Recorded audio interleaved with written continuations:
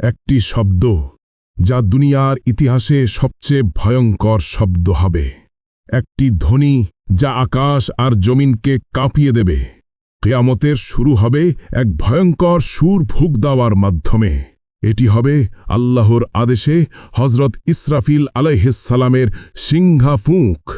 হ্যাঁ, সেটি কিয়ামতের প্রথম ধ্বনি। আল্লাহু আকবার, আল্লাহু আকবার। আল্লাহ কোরআনে কিয়ামতের প্রথম ধ্বনি বিষয়ে স্পষ্টভাবে ঘোষণা দিয়েছেন।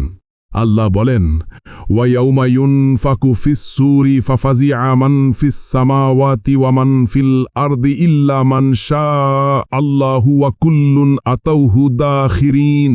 এই আয়াতের বাংলা অর্থ হল, আর সিংহায় ফুঁক দেওয়া হবে, তখন আসমান আর জমিনে যা আছে সব ভীত হয়ে পড়বে, শুধু আল্লাহ যাদেরকে রক্ষা করবেন তারা ছাড়া, আর সবাই তার সামনে হাজির হবে বিনীতভাবে। সূরা আন-নামল আয়াত ৮৭। এই ভয়াবহ ধ্বনি হবে ইসরাফিল আলাইহিসসালামের সিংহায় প্রথম ফুঁক। আকাশ গর্জে উঠবে, পাহাড় কাঁপতে শুরু করবে, সমুদ্র ফুটে উঠবে। মানুষ আতঙ্কে ছুটবে, কিন্তু কোথাও আশ্রয় পাবে না। আল্লাহ আরেক জায়গায় বলেন, ফাইযা নুফিখা ফিস-সূরি নাফখাতুন ওয়াহিদাতুন ওয়া হুমিলাতিল আরদু ওয়াল জিবালু ফাদুক্কাতা দাক্কাতান ওয়াহিদা। এই আয়াতের বাংলা অর্থ হল, যখন সিংহায় ফুঁক দেওয়া হবে একবার, আর পৃথিবী আর পাহাড় সমূহ গুঁড়ো হয়ে যাবে। সূরা হাক্কা আয়াত ১৩-১৪। এটি হবে সেই প্রথম ধ্বনি যা দুনিয়ার পরিসমাপ্তি ঘটাবে। ভাই ও বোনেরা, দুনিয়ার প্রতিটি হৃদয়, প্রতিটি প্রাণ তখন কাঁপতে থাকবে। কারো সম্পদ, ক্ষমতা, জ্ঞান কিছুই বাঁচাতে পারবে না।